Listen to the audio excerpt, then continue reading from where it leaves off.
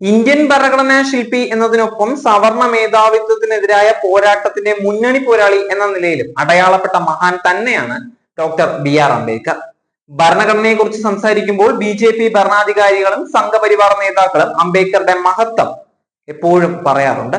എങ്കിലും സവർണാധിപത്യ മനോഭാവത്തോടെയുള്ള അംബേദ്കറോടുള്ള വിയോജിപ്പ് കാരണം അദ്ദേഹത്തോടുള്ള അവരുടെ ആദരവ് ആത്മാർത്ഥമല്ലാത്തതാണ് എന്നതിനുള്ള നിരവധി ഉദാഹരണങ്ങൾ നമുക്ക് കാണാൻ സാധിക്കാറുണ്ട്. അംബേദ്കർ പ്രതിമ നിലനിർത്തുന്നതിന് വേണ്ടി പോലും ദളിത് വിഭാഗങ്ങൾക്ക് സർക്കാർ സംവിധാനങ്ങളോട് ഏറ്റുമുട്ടുകയും കരിനിയമങ്ങൾ ചാർത്തിയുള്ള നിയമ നടപടികളെ ചെയ്യേണ്ടി വരാറുണ്ടായിരുന്നു. അംബേദ്കർ പ്രതിമ സ്ഥാപിച്ചതിനും നിലവിലുള്ളവ സംരക്ഷിക്കുന്നതിനും വേണ്ടി നിലകൊണ്ട് ദളിതർക്ക് നേരെ കിരാത നടപടികൾ ഉണ്ടായ 1/2 ഡസനോളം സംഭവങ്ങൾ അടുത്തിടെ ഉത്തർപ്രദേശിൽ നിന്ന് മാത്രം റിപ്പോർട്ട് ചെയ്യപ്പെട്ടിട്ടുണ്ടായിരുന്നു. ഝാൻസിയിലെ ജാർബോയിൽ അംബേദ്കർ ജയന്തിയുടെ ഭാഗമായി സ്ഥാപിച്ച പ്രതിമ ആദിത്യനാഥ് സർക്കാരിന്റെ പോലീസും റവന്യൂ അധികാരികളും നീക്കം ചെയ്തിരുന്നു. ഒഴിഞ്ഞുകിടക്കുന്ന സ്ഥലത്തായിരുന്നു പ്രതിമയുടെ സ്ഥാനം. നിയമവിരുദ്ധമായാണ് സ്ഥാപിച്ചത് എന്നായിരുന്നു ആരോപിച്ചിട്ടുണ്ടായിരുന്നത്. സാമൂഹ്യ നവോത്ഥാന നായകനായ അംബേദ്കറുടെ പ്രതിമ നീക്കിയത് പ്രതിമ സ്ഥാപിക്കുന്നതിന് നേതൃത്വം നൽകിയ 30ഓളം പേർക്കെതിരെ കേസെടുക്കുകയും ചെയ്തിട്ടുണ്ടായിരുന്നു. ഇത് ഒരു ഒറ്റപ്പെട്ട സംഭവമായിട്ട് നമുക്ക് പറയാൻ ഒരിക്കലും സാധിക്കുകയില്ല. കാരണം മാസങ്ങൾക്ക് മുൻപ് തന്നെ അലിഗഡിലും സമാന സംഭവം ഉണ്ടായിരുന്നു. പ്രതിമ നീക്കം ചെയ്യുന്നതിനെ എതിർത്ത ദളിത് വിഭാഗങ്ങളുമായി നേരിയ സംഘർഷവും ഉണ്ടായിരുന്നു. സീതാപൂരിനടുത്തുള്ള വിഭ്രവപുര എന്ന സ്ഥലത്ത് മാർച്ച് 12-നാണ് അംബേദ്കറുടെയും ശ്രീബുദ്ധന്റെയും പ്രതിമ സ്ഥാപിച്ചിട്ടുണ്ടായിരുന്നത്. ഇത് നീക്കം ചെയ്യണമെന്ന് ആവശ്യപ്പെട്ടപ്പോൾ മറ്റൊരിടത്തേക്ക് മാറ്റിക്കൊള്ളാമെന്ന് ഉറപ്പ് നൽകിയിരിക്കുകയായിരുന്നു. അനുയോജ്യമായ സ്ഥലം കണ്ടെത്തുന്നതിനുള്ള ശ്രമം നടക്കുന്നതിന്റെ വൻ സന്നാഹത്തോടെത്തിയ ഉദ്യോഗസ്ഥ സംഘം പ്രതിമകൾ നീക്കം ചെയ്യുകയായിരുന്നു. സ്ഥലത്ത് സംഘർഷം സൃഷ്ടിക്കുവാൻ ഒരു വിഭാഗം ശ്രമിച്ചുവെന്ന് ആരോപിച്ച് പ്രദേശവാസിയായ ഒരാൾ നൽകിയ പരാതിയെ തുടർന്ന് കേസും എടുത്തിട്ടുണ്ടായിരുന്നു. ലക്നൌവിനടുത്ത ഗന്ധരിയിൽ പ്രതിമ നീക്കാനുള്ള ശ്രമത്തിനിടെ സംഘർഷം ഉണ്ടാവുകയും 19 പേർക്ക് പരിക്കേൽക്കുകയും ചെയ്തിരുന്നു. ഗ്രാമസഭ സ്ഥാപിച്ച അംബേദ്കർ പ്രതിമയാണ് നീക്കിയത്.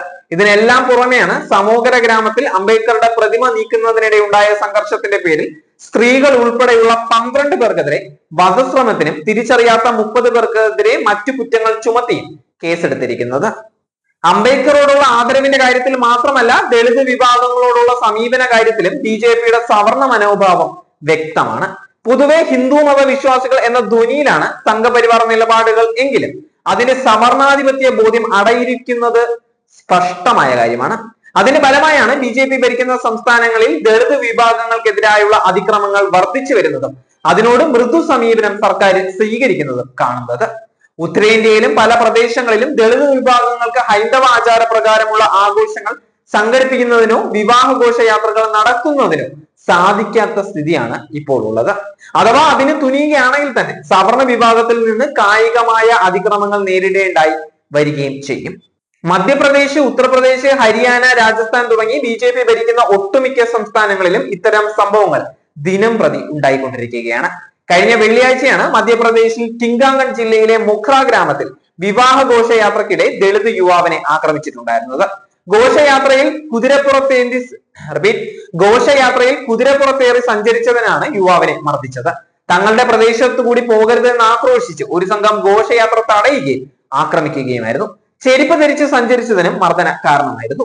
5 പേർക്ക് സംഭവത്തിൽ പരിക്കേറ്റു. ഹോളി ആഘോഷിച്ചതിന് ഉത്തർപ്രദേശിലെ ഫറൂദാബാദിലും മധുരയിലും വിവാഹത്തിന്റെ ഭാഗമായുള്ള ആഘോഷങ്ങൾ നടത്തിയതിന് ആഗ്രയിലെ അസീസ്പുരയിലും ദളിതർക്ക് നേരെ അതിക്രമങ്ങൾ ഉണ്ടായിരുന്നു.